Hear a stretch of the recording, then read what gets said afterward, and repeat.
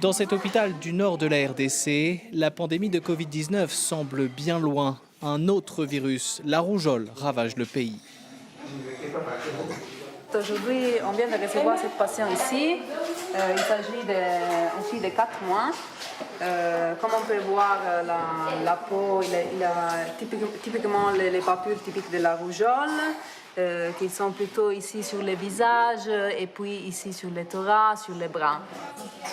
Beaucoup d'enfants souffrent de complications, dont certaines peuvent être mortelles.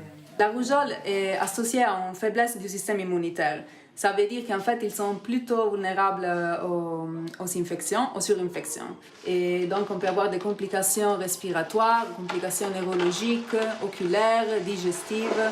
Il y a vraiment plein de complications liées à la rougeole. Ces complications, Gédéon Mouchadi, le médecin-chef de zone, les connaît bien. Depuis le 1er janvier 2019, plus de 6000 enfants sont morts de la rougeole en RDC.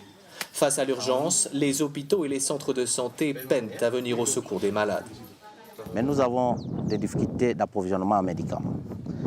Le petit paquet qui est localisé dans chaque structure n'arrive pas à couvrir les besoins de la population.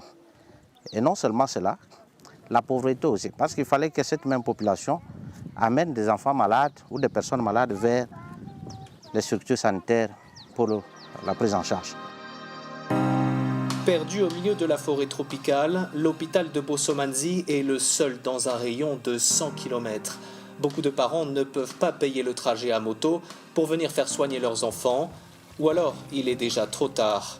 À 30 km de là, dans le village de Goumba, Sylvie a perdu son fils bienvenu 2 ans et demi, il y a quelques mois.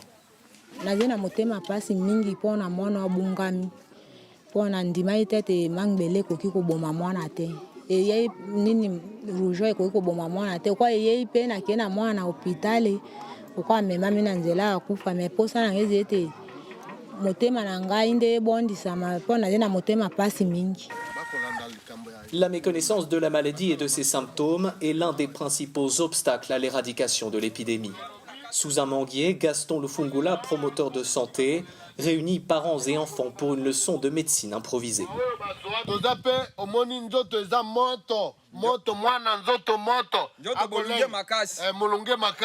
La communauté doit prendre la relève et puis utiliser les mêmes méthodes, les mêmes techniques, les mêmes changements de comportement pour arrêter la transmission de la rougeole.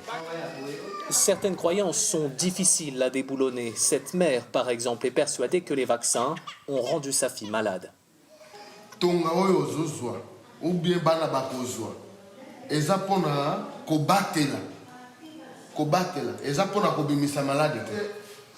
Si la rougeole peut être mortelle, elle est en tout cas facilement évitable. Dans les pays développés, le virus a même quasiment disparu grâce à une campagne de vaccination massive commencée dans les années 1960. Mais en RDC, tout est plus compliqué. Dans ce pays qui ne possède presque aucune route, grand comme 4 fois la France, le transport des vaccins se fait à moto. Il faut souvent plusieurs heures pour atteindre certaines zones isolées. Et une fois sur place, le principal défi est de maintenir la chaîne du froid. Le vaccin de rougeole est très sensible à la chaleur.